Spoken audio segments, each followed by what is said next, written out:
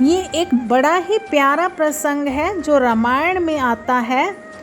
जब लक्ष्मण मेघनाथ को मारने जा रहे थे तो श्री राम ने उन्हें चेताया, मुझे इसमें कोई शक नहीं है, तुम मेघनाथ का वध कर दोगे, पर मेरी एक बात का ध्यान रखना कि मेघनाथ का शीश भूमि पर नहीं गिरना चाहिए, क्योंकि उसकी पत्नी सुलोचना एक परम पतिव्रता औरत है। अगर ऐसी साध्वी परम पतिव्रता स्त्री के पति का शीश जमीन पर गिरेगा तो हमें युद्ध में विजय की आशा को छोड़ देना चाहिए। तो लक्ष्मण ने युद्ध भूमि में इस बात का ध्यान रखा।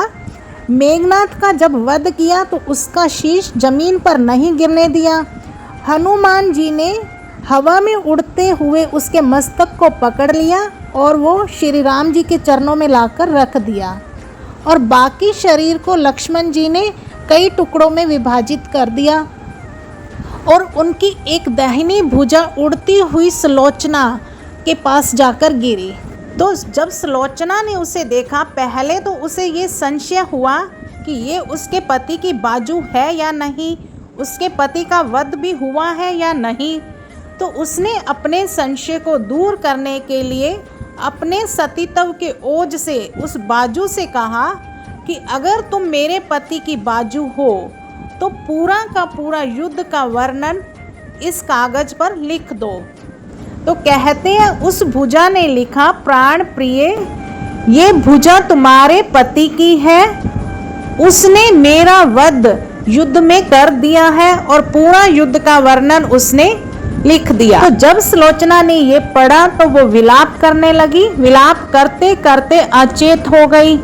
तब उसके ससुर लंकापति रावण आए और रावण को अपना ये निर्णय सुनाया कि मैं कल अपने पति के साथ सती हो जाऊंगी, पर मेरे पति का शव श्री राम जी के शिविर में है। तो उसने अपने ससुर से श्री राम जी के शिविर से अपने पति का शव मंगवाने के लिए प्रार्थना की। तो रावण ने उससे क्या कहा, देवी तुम स्वयं जाकर श्री राम जी से अपने पति मेघनाथ का शीश लेकर आओ, क्योंकि राम एक मर्यादा पुरुषोत्तम पुरुष है। उनके पास जितेंद्रिय लक्ष्मण और बाल ब्रह्मचारी हनुमान जैसे लोग हैं। उनके शिविर में जाने से तुम्हें कोई भय नहीं होना चाहिए। तो सुलोचना स्वयं श्री राम जी के शिविर में गई। जब श्री राम जी को पता चला मेघनाथ की पत्नी सुलोचना उनके शिविर में आई है, तो वो स्वयं उसके पास गए और उसे कहा, तुम्हारी स्थिति देखकर मुझे पीड़ा हो रही है, पर विधि के विधान को कौन टाल सकता है। तो सुलोचना ने श्री राम जी को पहचान कर उनकी स्तुति की। श्री राम जी ने कहा, आप मुझे लज्जित ना करें और अपने आने का कारण बताएं। तो सुलोचना ने अश्रुपूर्ण नेत्रों से कहा, मुझे कल अपने पति के साथ सती होना है, मैं अपने पति का शीश लेने आई हूँ। तो श्री राम जी ने सम्मान पूर्वक मेघनाथ का शीश सुलोचना को समर्पित किया। तो इस तरह के हमारे मर्यादा पुरुषोत्तम राम। और उसी तरह के उसके जो दुश्मन है रावण, उसने अपनी बहू को अपने दुश्मन के शिविर में भेजा। और सुलोचना ने जब अपने पति का शीश देखा तो विलाप करते हुए लक्ष्मण की तरफ देखकर कहने लगी, हे सुमित्रा नंदन, तुम ये कभी भी घमंड मत करना कि मैंने मेघनाथ को मारा है। विश्व में कोई भी ऐसी शक्ति नहीं है जो मेघनाथ का वध कर सके। ये तो दो पतिव्रता नारियों का भाग्य था, एक तुम्हारी पत्नी है और एक मैं हूँ, दोनों ही पतिव्रता हैं।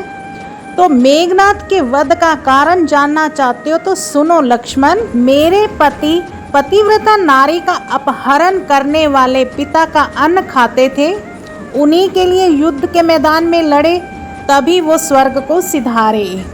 और इधर सभी योद्धा राम जी के शिविर में बहुत चकित थे कि सुलोचना को किस तरह से पता चला कि मेघनाथ का शीश श्री राम जी के पास है।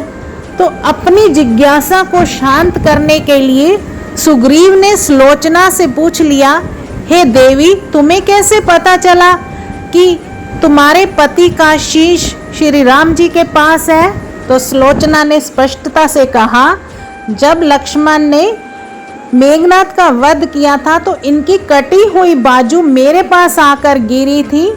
तो उसी ने सारा लिखकर वर्णन किया था कि किस तरह से लक्ष्मण ने मेघनाथ का वध किया है। तो जब सुग्रीव ने सुना तो वो व्यंग से कहने लगा, ऐसा कैसे हो सकता है? कटी हुई बाजू कैसे लिख सकती है? अगर कटी हुई बाजू लिख सकती है तो तुम्हारे हाथ में जो शीश है ये भी हंस सकता है। तो सुग्रीव की तरफ श्री राम जी ने देखकर कहा, तुम पतिव्रता औरत के महात्म्य को नहीं जानते। अगर सुलोचना चाहे तो ये शीश भी अभी हंसने लग जाएगा। तो सुलोचना ने श्री राम जी के भावों को समझा और कहा, अगर मैं मन वचन क्रम से मेघनाथ को अपना पति मानती हूँ तो ये शीश अभी हंस उठे।